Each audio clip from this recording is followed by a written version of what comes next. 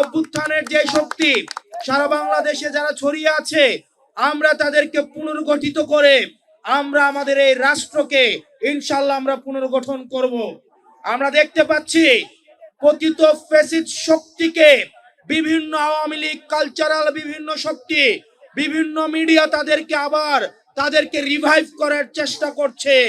আমাদের এই তরুণ প্রজন্ম যতদিন বাংলাদেশের বিভিন্ন পথে প্রান্তরে গ্রামে গঞ্জে ছড়িয়ে আছে, এই জুলাইয়ের রক্তের স্মৃতি নিয়ে যারা বিভিন্ন পথে প্রান্তরে ছড়িয়ে আছে, আমরা জেগে থাকতে, আমরা বেঁচে থাকতে আপনাদের মিডিয়া আওয়ামী কালচারাল শক্তি আওয়ামী লীগকে বাংলাদেশে ফিরিয়ে আনতে পারবে না।